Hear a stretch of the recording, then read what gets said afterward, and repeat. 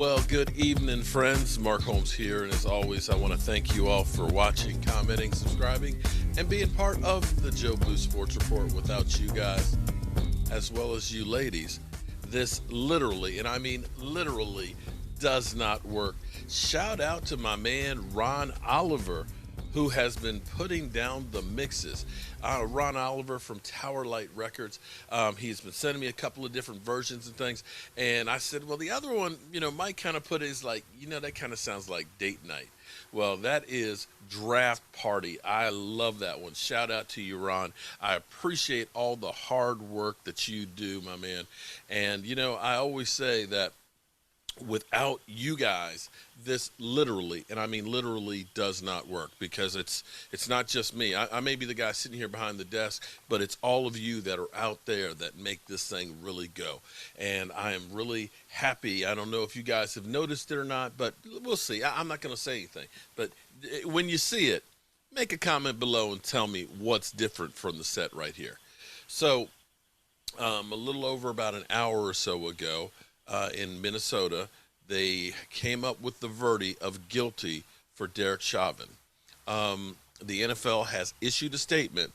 Today's outcome in the Derek Chauvin trial in Minneapolis does not undo the loss of life. Mr. George Floyd should be here with us today. Our hearts remain with the Floyd family, and we understand the pain, anger, frustration does not go away even when justice is deliveredly. Importantly, even as we identify for reasons for hope, we must continue to help move our society towards a more equal and just tomorrow. We are proud to be a partner with the NFL and clubs and remain committed to doing the important work needed to make positive change in our society.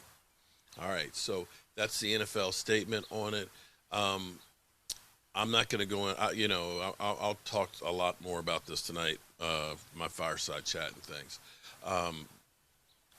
Unfortunately, no matter what you say, you will be condemned. There's going to be people, I'm just going to leave it right here, right there, right now. For now, we need to get into our Dallas Cowboys that are on the second day of OTAs. The NFL has basically, along with the NFLPA, have gone through and doing all meetings virtual reality, and the NFLPA wants players to boycott doing any workouts at the facility.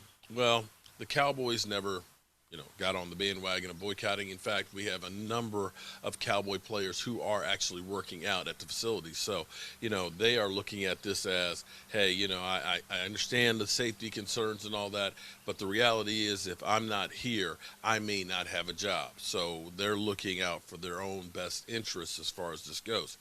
And the facilities, you have to honestly look at the NFL to be able to go through and have a season like they did this past year.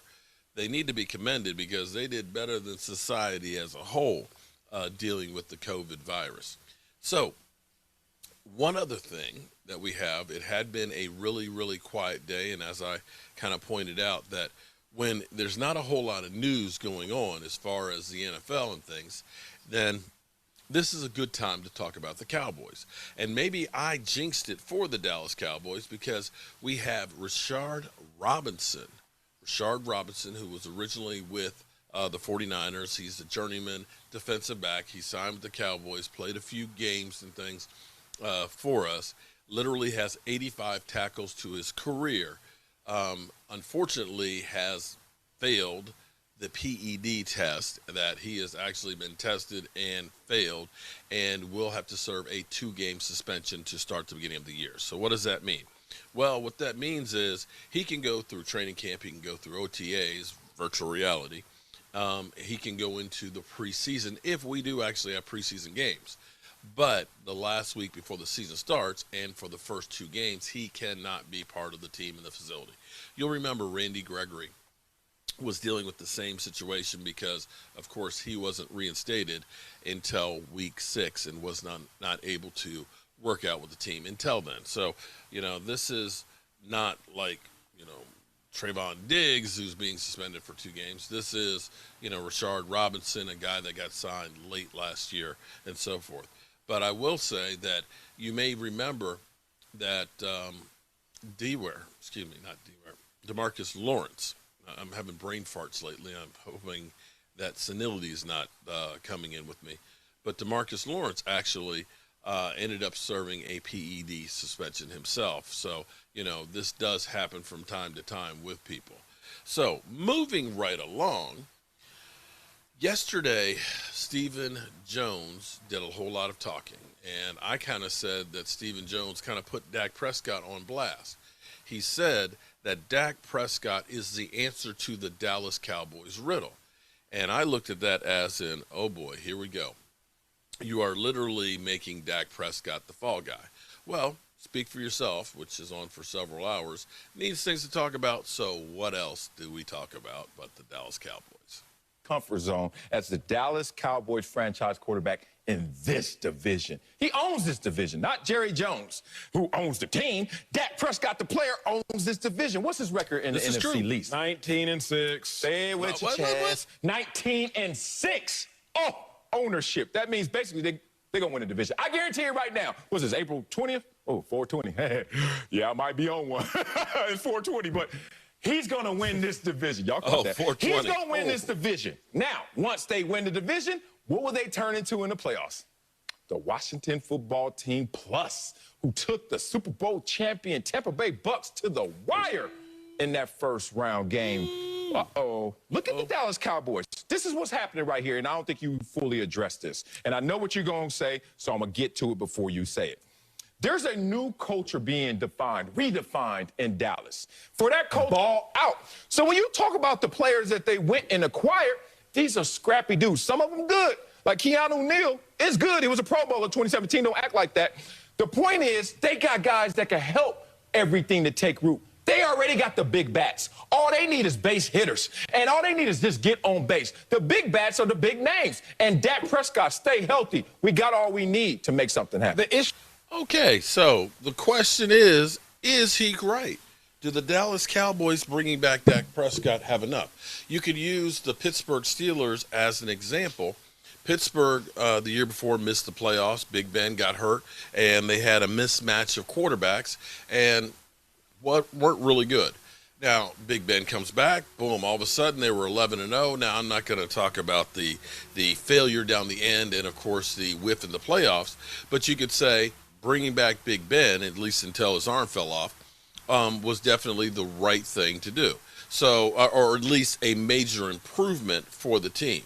And you've got to say, with the team that was poised to have over 6,000 yards passing with Dak Prescott, if you can keep players healthy on the field, if you can keep doing basically what you're doing on offense, and your defense just improves a little bit.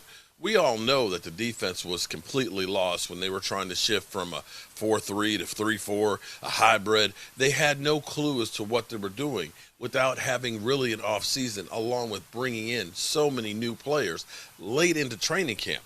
To me, as far as the division goes, and that's got to be the first step, they should be the favorite in the division. I'm not going to say it's going to be easy.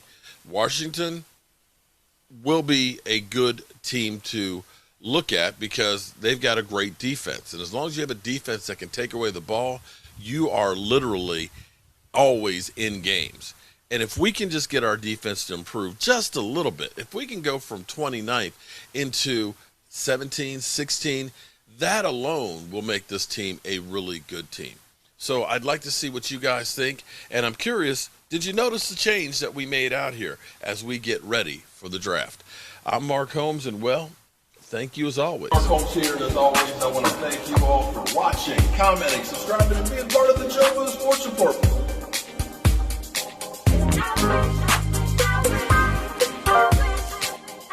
You did one hell of a job, and the only thing else I got to say is, how about them Cowboys? Yeah!